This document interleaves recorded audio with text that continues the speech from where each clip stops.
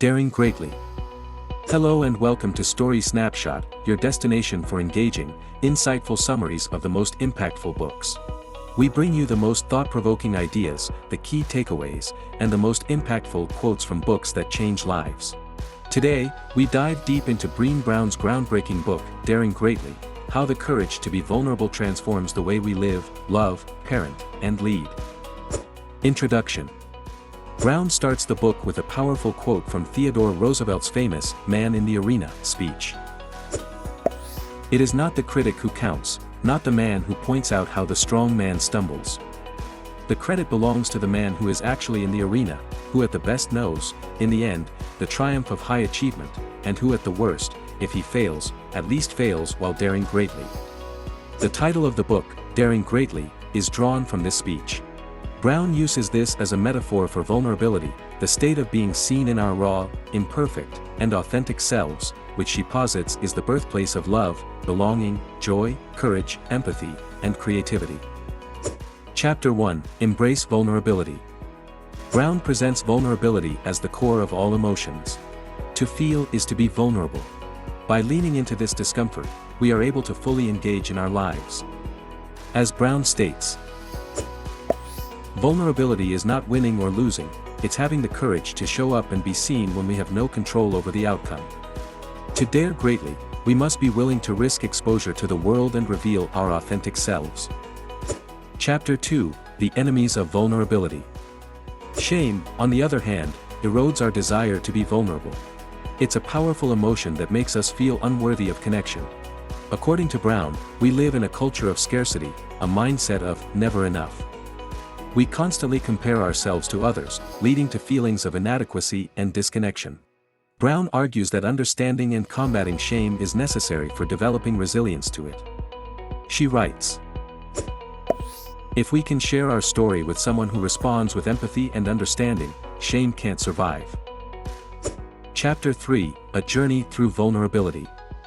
A journey through vulnerability, as described in Brené Brown's Daring Greatly, is about embracing the discomfort of uncertainty, risk, and emotional exposure to grow and live more authentically.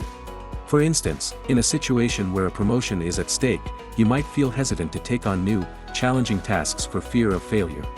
Yet, it's through these experiences that we expand our capabilities and cultivate resilience. Brown beautifully encapsulates this concept, saying, "Vulnerability is not winning or losing, it's having the courage to show up and be seen when we have no control over the outcome." The journey through vulnerability involves the bravery to face potential judgment and disappointment, but with the understanding that such daring greatly fosters growth, creativity, and innovation. Chapter 4: Vulnerability in Practice. In Daring Greatly, Brown takes us through various domains of life where vulnerability plays a key role. She redefines love, parenting, work, and leadership through the lens of vulnerability. Love, Brown says, comes with a risk. In parenting, she encourages parents to be the adults they want their children to be. That means embracing our own flaws, being willing to admit when we're wrong, and showing our children that they're worthy of love and belonging, even when they're imperfect.